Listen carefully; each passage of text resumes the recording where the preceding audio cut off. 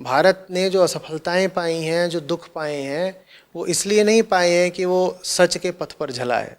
हम इतने भी दूध के धुले नहीं रहे हैं जितना आप प्रदर्शित कर रही हैं। तमाम खामियां, खोटे, ऐब हम में रहे हैं और उन्हीं के कारण हमें जो असफलताएं मिली हैं वो मिली हैं। देखिए, सच की निशानी होती है साहस। सच के रास्ते पर जो आदमी चल रहा है उसका अनिवार्य लक्षण होता है निर्भयता। और जो साहसी है और जो निर्भय है वो हार नहीं सकता। अगर आप बात कर रही हैं तमाम युद्ध में मिली हारों की, तो वो हारें इसलिए नहीं मिली हैं कि भारतीय सब जन सच्चाई के रास्ते पर चलते थे। वो हारें इसलिए मिली हैं क्योंकि हम सच्चाई के रास्ते से विमुख हो गए थे। ये नाता तो आप जोड़ ही मत दीजिएगा कि जो सच्चा होता है वो कमज़ोर हो जाता है और हारने लग जाता है। बिल्कुल झूठी और बिल्कुल गलत बात है ये बात कोई भी अपने मन में ज़रा भी न रखे।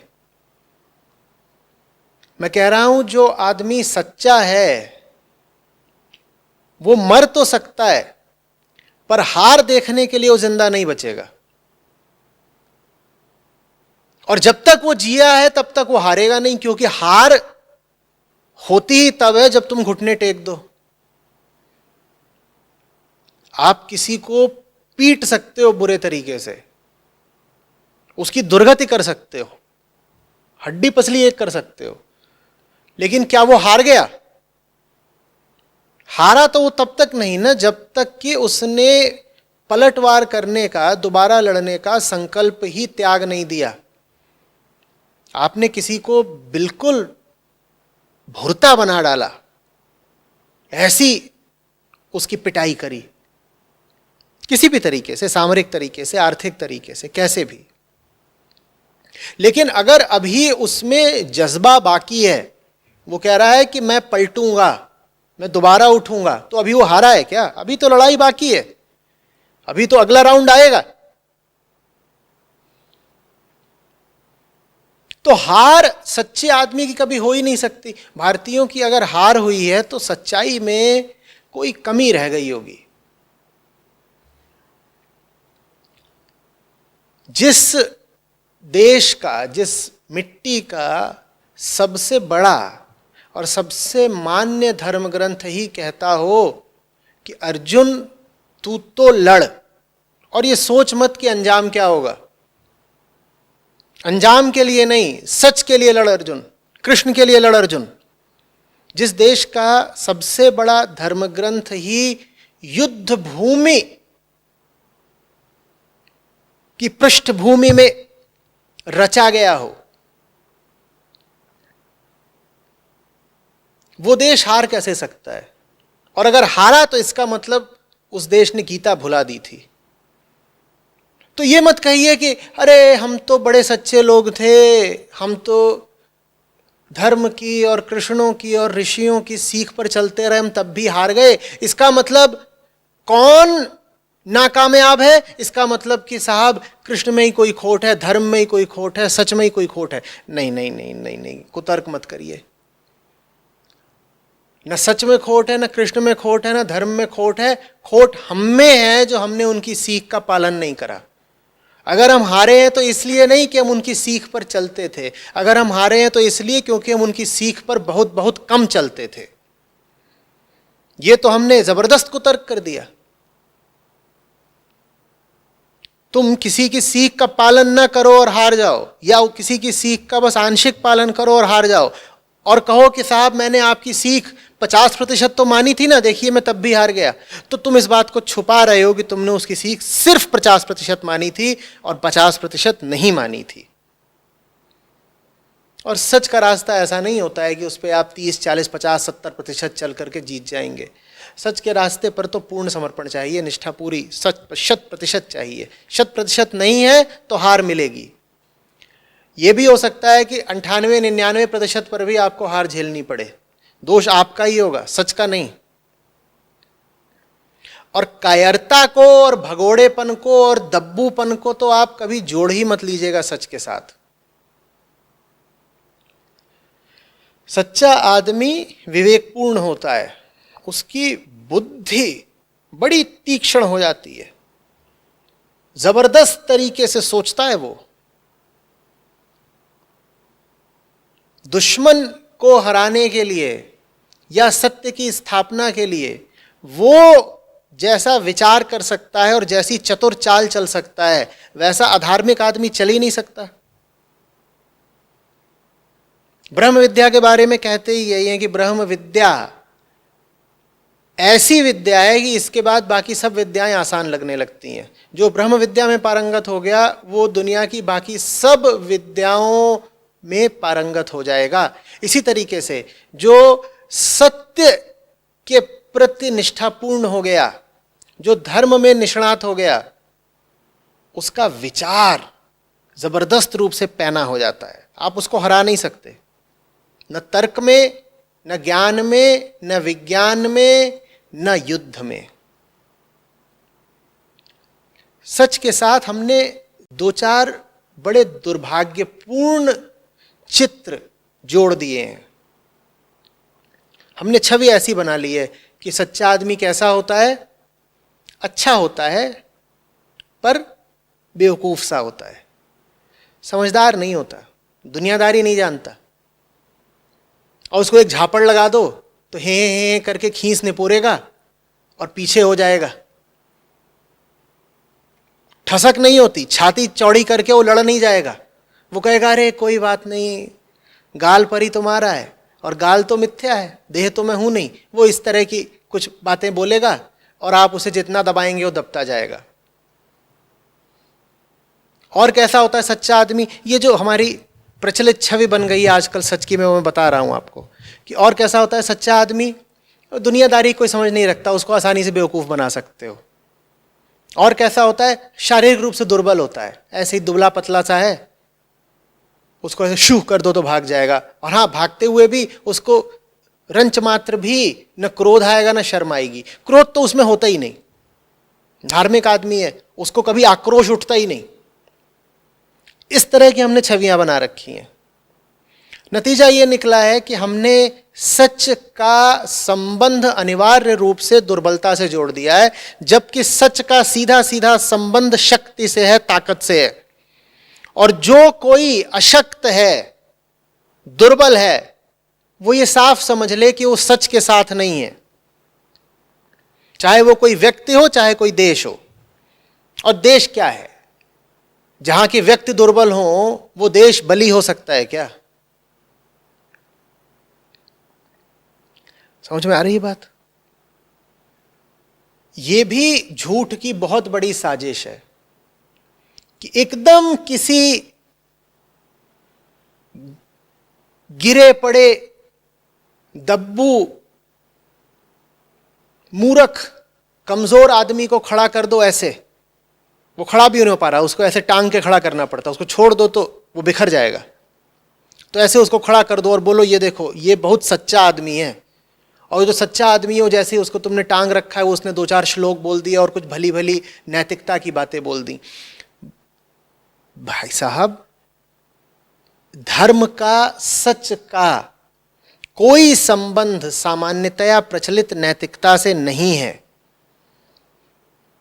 सामान्यतया प्रचलित जो नैतिकता होती है वो तो हमारे मन के सामाजिक संस्कार होते हैं, और धर्म का वास्तविक अर्थ है मन पर संस्कारों की जितनी परतें चढ़ी हों उन सब को धो देना, मिटा देना।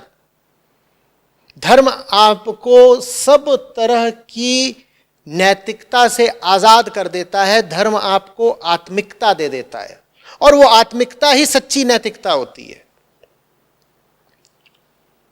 तो आप दुश्मन का सामना ना कर पाए या आवश्यकता पड़ने पर भी दुश्मन को मृत्युदंड न दे पाए, ये कह करके कि मैं तो भला आदमी हूं, मैं तो नैतिक आदमी हूं, I am a moral man, तो आप धार्मिक नहीं हैं, आप सिर्फ बेवकूफ हैं।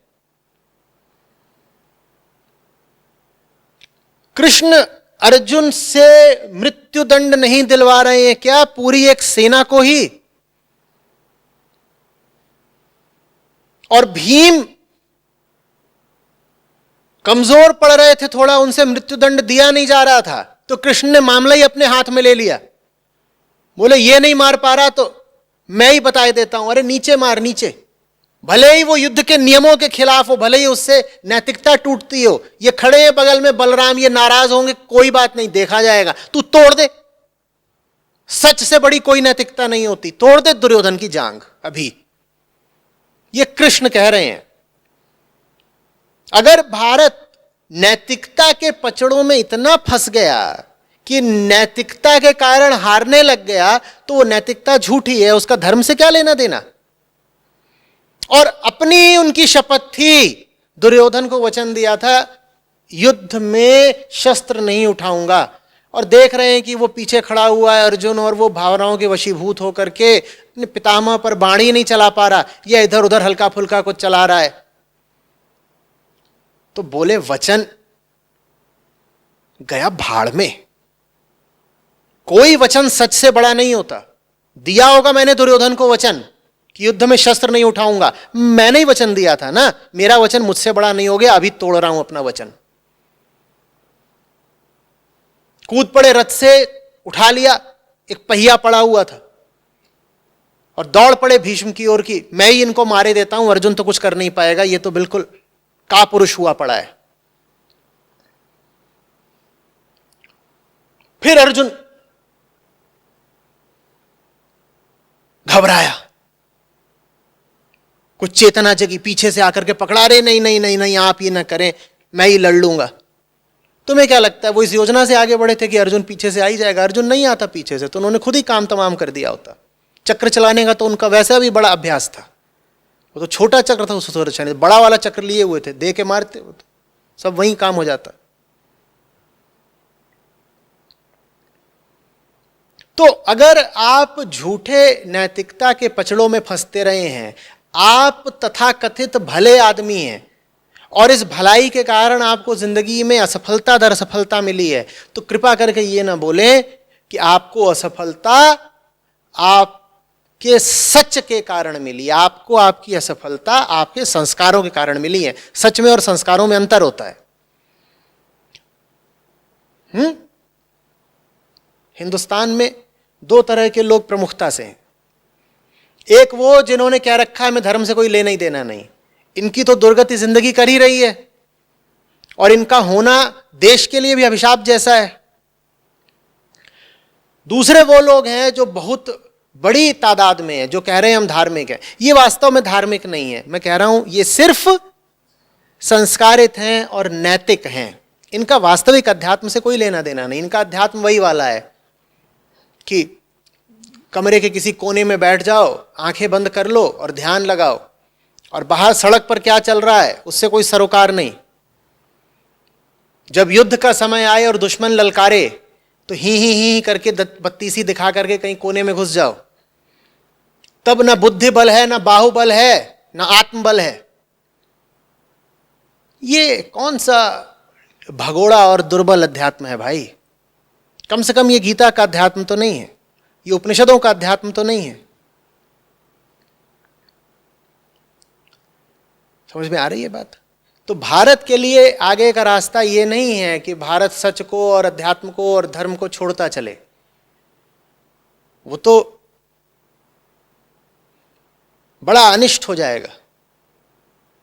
आगे का रास्ता ये है कि समझो कि वास्तविक सफलता और विजय मात्र उसे मिलती है जो सत्य के साथ होता है।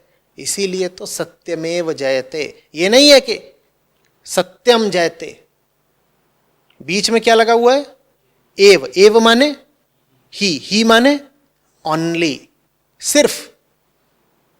यह संभावना भी नहीं है कि सच जीतेगा और अर्ध सत्य भी जीत जाएगा या मिश्रित सत्य भी जीत जाएगा। जो 100% खरा है सिर्फ वही जीतेगा। हां, अगर लड़ाई हो रही है अंधेलाल और काणेलाल में तो काणेलाल जीत सकते हैं। दो ऐसे लोग अगर भिड़ गए जिसमें से एक सत्य के साथ बिल्कुल नहीं है और दूसरा सत्य के साथ आधा अधूरा है, तो इसमें कोई भी जीत सकता है। फिर अब जो जीत रहा है या जो हार रहा है, उसकी जीत में या उसकी हार में सत्य का कोई संबंध है ही नहीं, क्योंकि ये दोनों ही जो आपस में भिड़ रहे थे, ये दोनों ही अधार्मिक किस्म के लोग थे। इसमें से कौन जीता कौन हारा, अब ये संयोग की बात है, हमें क्या लेना देना। लेकिन एक बात पक्की है कि अगर दो ऐसे पक्षों में मुकाबला होता है या तुलना होती है, जिनमें से एक वास्तविक रूप से धार्मिक है और दूसरा नहीं है, तो मैंने कहा कि जो वास्तविक रूप से धार्मिक है उसको हराया नहीं जा सकता। आप अधिक से अधिक ये कर सकते हैं कि उसको मार दें, हारेगा वो तब भी नहीं। आप उसे मार भी देंगे तो भी हारे आप ही। बात समझ में आ रही है? अपनी असफलताओं का ठीकरा धर्म के सर मत फोड़ें। हमारी हालत ऐसी है जैसे कोई घटिया छात्र जिसने साल भर अपनी किताब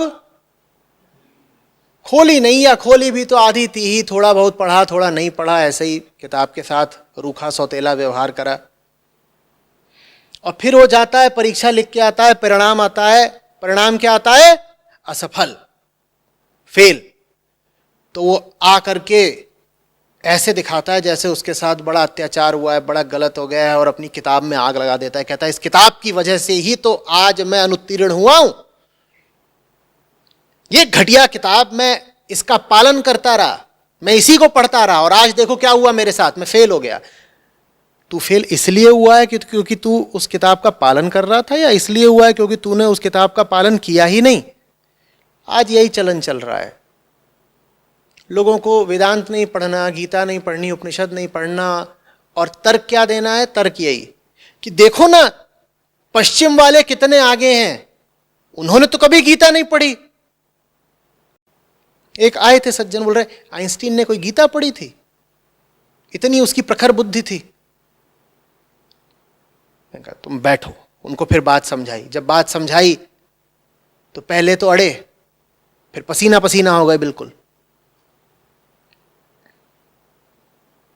नहीं कहा, बोले देखिए अमेरिका तो कोई अहिंसा का पालन नहीं करता, और चीन को देखिए सबसे ज्यादा वहां हिंसा है, अत्याचार है, जानवरों का मांस भी सबसे ज्यादा वही खा रहे हैं और सबसे आगे हैं। मैंने कहा बैठो बात समझाते हैं।